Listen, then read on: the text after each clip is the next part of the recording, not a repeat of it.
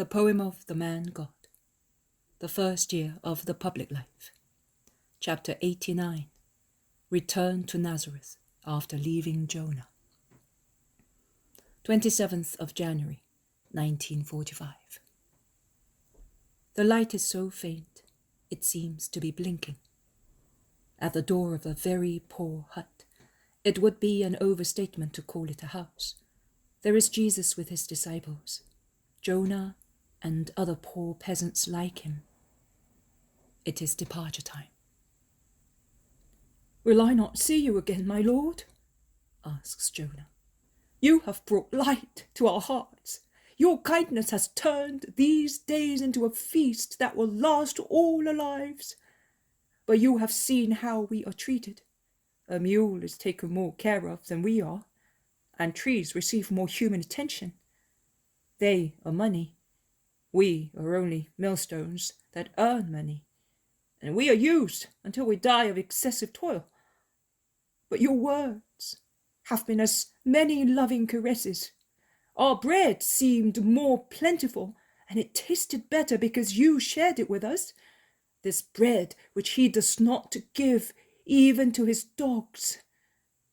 Come back to share it with us, my lord, only because it is you, I dare say that.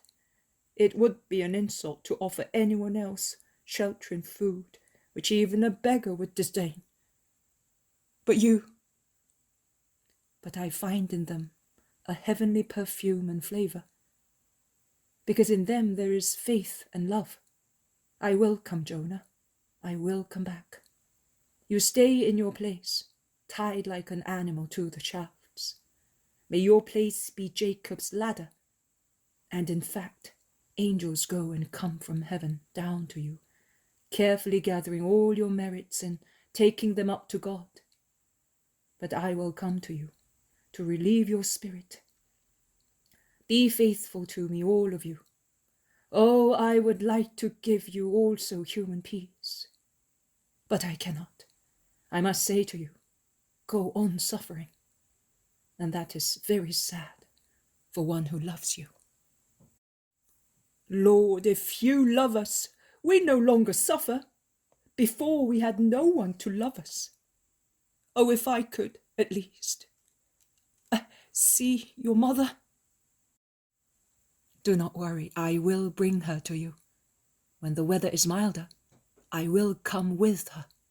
Do not risk incurring cruel punishment on account of your anxiety to see her.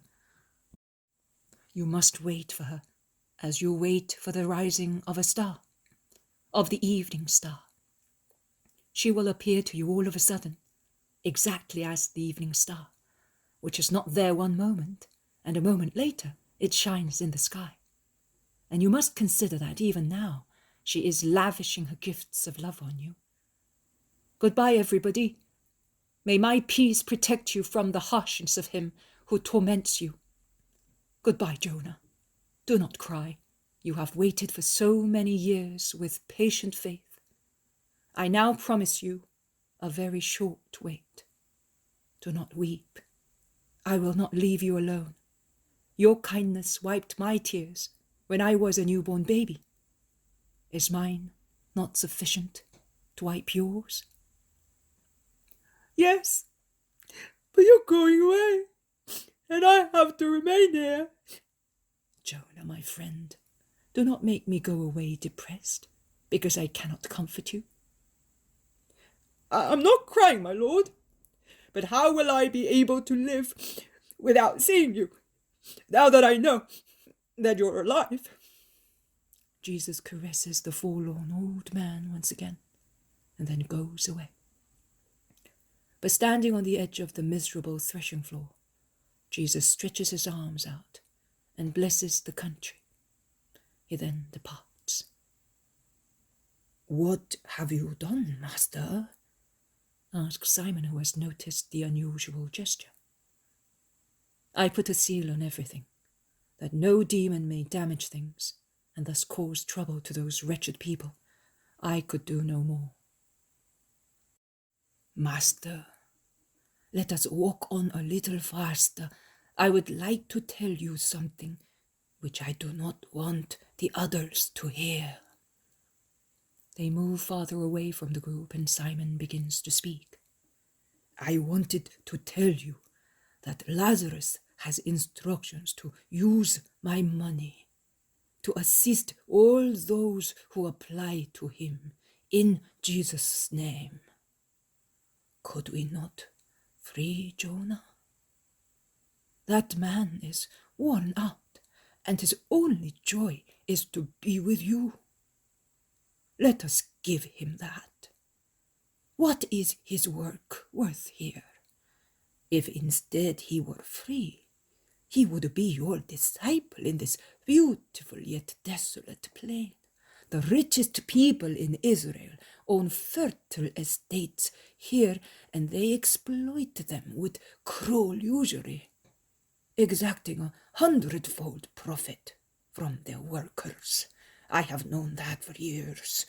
You will not be able to stop here long, because the sect of the Pharisees rules over the country, and I do not think it will ever be friendly to you. These oppressed and hopeless workers are the most unhappy people in Israel. You heard it yourself. Not even at Passover have they peace, neither can they pray, whilst their severe masters, with solemn gestures and affected exhibitions, take prominent positions in front of all the people. At least they will have the joy of knowing that you exist and of listening to your words, which will be repeated to them by one who will not alter one single letter. If you are agreeable, master, please say so, and Lazarus will do the necessary. Simon, I knew why you gave all your property away. The thoughts of men are known to me, and I loved you also because of that. By making Jonah happy, you make Jesus happy. Oh, how it torments me to see good people suffer. My situation of a poor man, despised by the world, afflicts me only because of that. If Judas heard me, he would say, "But are you not the word of God? Give the order, and these stones will become gold and bread for the poor people." He would repeat the Satan's snare. I am anxious to satisfy people's hunger, but not the way Judas would like. You are not yet sufficiently mature to grasp the depths of what I want to say. But I will tell you, if God saw to everything, he would rob his friends. He would deprive them of the chance of being merciful and fulfilling the commandment of love. My friends must possess this mark of God in common with him. The holy mercy consisting in deeds and words, and the unhappiness of other people gives my friends the opportunity to practice it. Have you understood what I mean?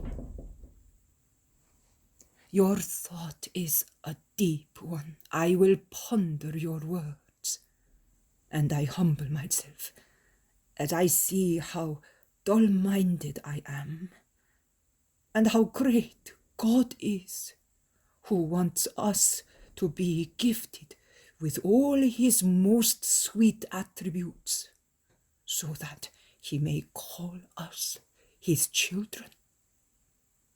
God is revealed to me in his manifold perfections by every ray of light with which you illuminate my heart.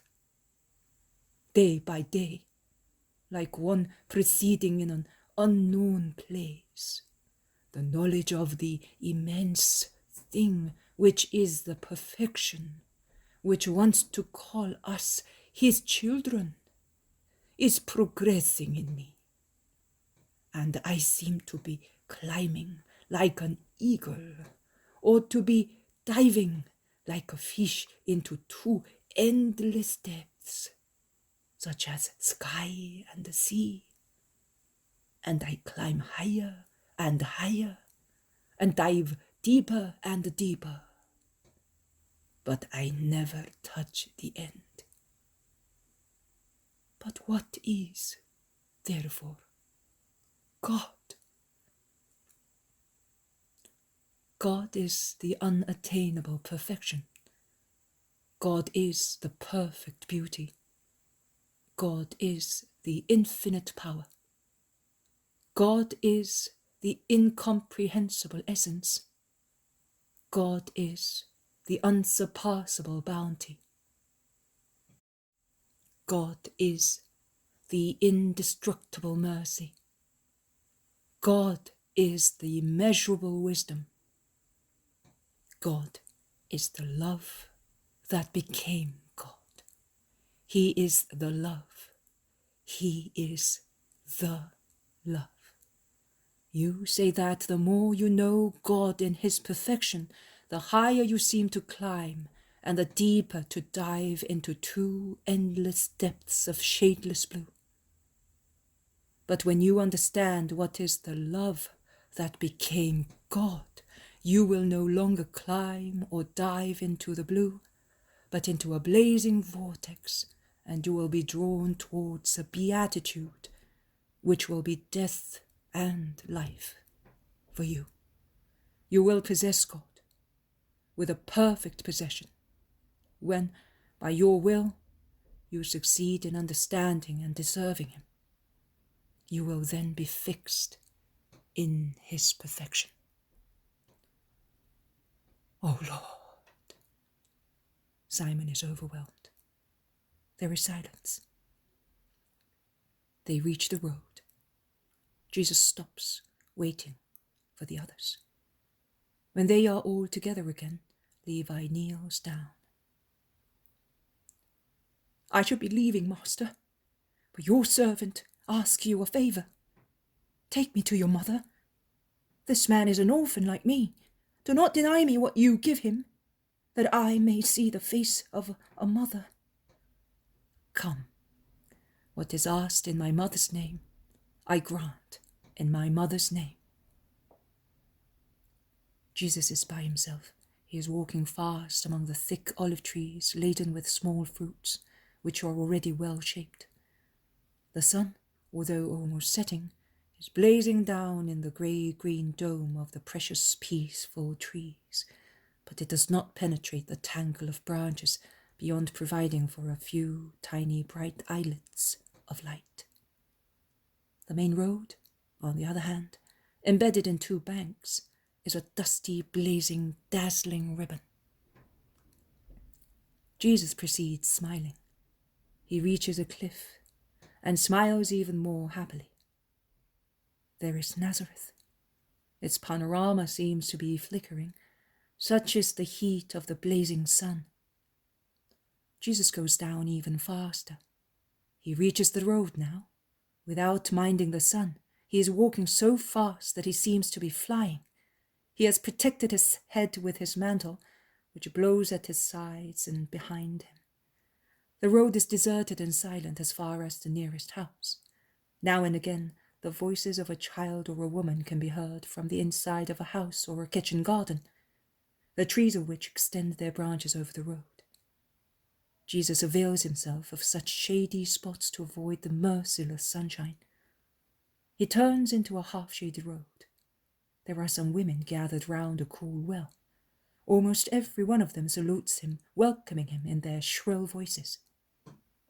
Peace to you all, but please be silent. I want to give my mother a surprise. Her sister-in-law has just gone away with a pitcher of cool water, but she's coming back. They are left without any water. The spring is either dry or the water is absorbed by the parched land before reaching your garden. We don't know. That's what Mary of Alphaeus was saying. There she is. She's coming. The mother of Judas and James is coming, carrying an amphora on her head, and another one in her hand. She does not see Jesus at once. She's shouting, I will be quicker this way. Mary is very sad because her flowers are dying of thirst. They are the ones planted by Joseph and Jesus, and it breaks her heart to see them withering. But now that she sees me, says Jesus, appearing from behind the group of women. Oh, my Jesus! Blessed you are! I'll go and tell. No, I will go. Give me the amphoras. The door is half shut. Mary's in the garden. Oh, how happy she will be! She was speaking of you also this morning. But why come in this heat? You are all perspiration. Are you alone? No, with friends. But I have come ahead of them to see my mother first. And Judas? He is at Capernaum. He often goes there. Mary does not say anything else, but she smiles while drying Jesus' wet face with her veil. The pitchers are ready. Jesus takes two. He ties one at each end of his belt, which he throws across his shoulder, and takes the third one in his hand. He walks away, turns round a corner, reaches the house, pushes the door, enters the little room which seems dark in comparison with the bright sunshine outside. He slowly lifts the curtain protecting the door of the garden, and he watches. Mary is standing near a rose bush with her back to the house and is pitying the parched plant. Jesus lays the pitcher on the floor, and the copper tinkles against the stone. Are you here already, Mary? Says his mother without turning around. Come, come, look at this rose, and these poor lilies. They will all die if we do not assist them. Bring also some small canes to hold up this falling stalk. I will bring you everything, mother. Mary springs round. She remains for a moment with her eyes wide open. Then with a cry she runs with outstretched arms towards the son, who has already opened his arms and is waiting for her with the most loving smile. Oh, my son! Mother dear! Their embrace is a long and loving one, and Mary is so happy that she does not feel how hot is Jesus. But then she notices it. Why, son, did you come at this time of the day? You are purple red and are perspiring like a sodden sponge. Come inside, that I may dry and refresh you. I will bring you a fresh tunic and clean sandals. My son, why go about in this heat?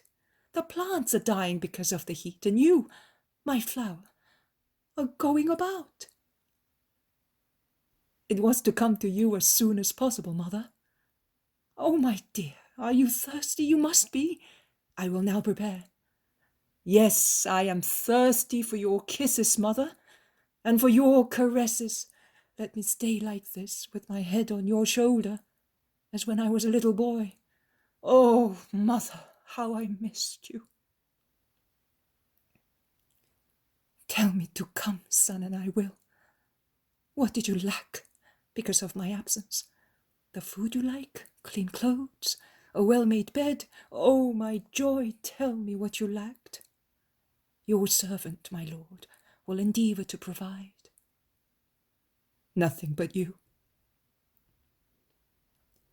Jesus goes into the house, hand in hand with his mother. He sits on the chest near the wall, embraces Mary, who is in front of him, resting his head on her heart and kissing her now and again. Now he stares at her. Let me look at you, to my heart's content, holy mother of mine. Your tunic first. It is not good for you to remain so damp. Come. Jesus obeys. When he comes back wearing a fresh-looking tunic, they resume their sweet conversation. I have come with my disciples and friends, but I left them in Melchor's wood. They will come tomorrow at dawn. I could not wait any longer. My mother... And he kisses her hands.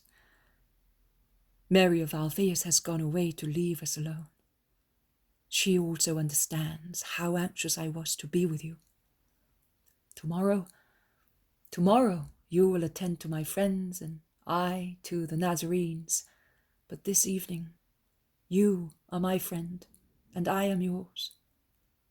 I brought you, O mother, I found the shepherds of Bethlehem, and I brought you 2 of them. They are orphans, and you are the mother of all men, and more so of orphans. And I brought you also one who needs you to control himself, and another one who is a just man and has suffered so much. And then John. And I brought you the recollections of Elias, Isaac, Tobias, now called Matthew, John, and Simeon. Jonah is the most unhappy of them all. I will take you to him, I promised him. I will continue to look for the others. Samuel and Joseph are resting in the peace of God. Were you at Bethlehem? Yes, mother. I took there the disciples who were with me, and I brought you these little flowers that were growing near the stones of the threshold. Oh! Mary takes the withered stems and kisses them. And what about Anne? She died in Herod's slaughter. Oh, poor woman, she was so fond of you. The Bethlehemites suffered a lot, but they have not been fair to the shepherds. But they have suffered a lot. But they were good to you then. Yes, and that is why they are to be pitied. Satan is jealous of their past kindness and urges them to do evil things. I was also at Hebron, the shepherds persecuted. Oh, to that extent? Yes, they were helped by Zacharias, who got them jobs and food, even if their masters were hard people. But they are just souls, and they turned their persecutions and wounds into merits of true holiness. I gathered them together. I cured Isaac, and I gave my name to a little boy. At Jutta, where Isaac was languishing, and where he came back to life again, there is now an innocent group called Mary, Joseph, and Jezai. Oh, your name! And yours, and the name of the Just One. And at Kerioth, the fatherland of a disciple, a faithful Israelite died resting on my heart, out of joy having found me. And then, how many things I have to tell you, my perfect friend, sweet mother. But first of all, I beg you, I ask you to have so much mercy on those who will be coming tomorrow. Listen, they love me, but they are not perfect. You, teacher of virtue, O mother, help me to make them good. I would like to save them all. Jesus has slipped at Mary's feet. She now appears in her motherly majesty. My son, what do you want your poor mother to do better than you do? To sanctify them. Your virtue sanctifies. I brought them here deliberately, mother. One day I will say to you, come, because it will then be urgent to sanctify souls, that I may find them willing to be redeemed. And I will not be able by myself. Your silence will be as eloquent as my words. Your purity will assist my power. Your presence will keep Satan away. And your son, mother, will feel stronger, knowing that you are near him. You will come, will you not, my sweet mother? Jesus, dear son, I have a feeling that you are not happy. What is the matter? Creature of my heart, was the world hostile to you? No? It is a relief to believe it. But oh, yes, I will come, wherever you wish, as and when you wish, even now, in this blazing sunshine, or by night, in cold or wet weather. You want me? Here I am. No, not now, but one day. How sweet is our home, and your caresses.